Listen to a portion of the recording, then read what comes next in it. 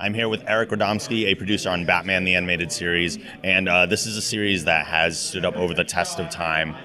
What do you think it is about it that makes it so timeless? Well, from a visual standpoint, it was designed very specifically to be timeless.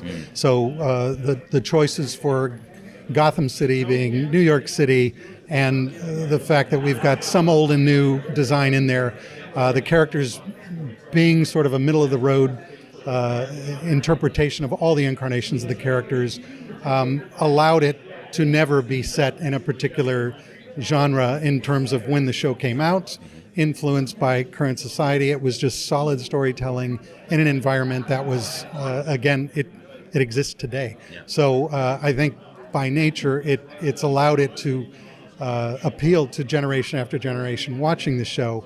And to say that we absolutely intended that would be a lie, because we did it because we wanted it to look the way that it looked. And from a storytelling point of view, it was just solid storytelling that we weren't beholden to being topical.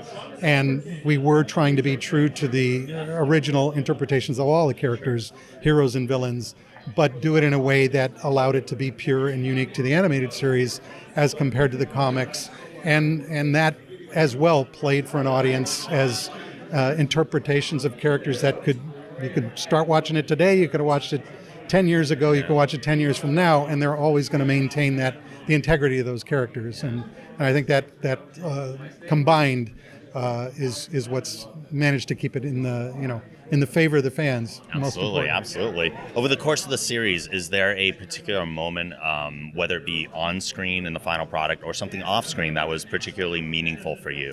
The probably favorite episode was the first on Leather Wings, because it was the first time we saw the entire concept we had worked on for 18 months come to life, and that was very satisfying. But from a dramatic standpoint, I think the moment in Robin's Reckoning, which we ended up winning the Emmy for, where we managed to pull off the death of Robin's parents, but done in a very Hitchcock sort of way, where it was all implied, none of it shown.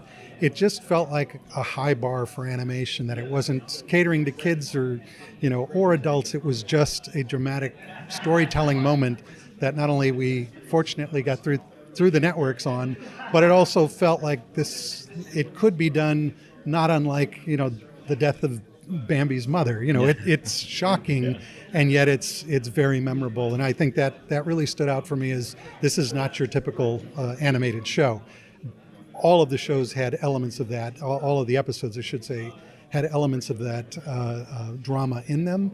But Robin's Reckoning really stood out as we really went there, and it paid off really well. Well, I personally am looking forward to the release of Batman the Animated Series on Blu-ray. I'm a huge fan of it, so thank you so much for your contribution to it. Thank you.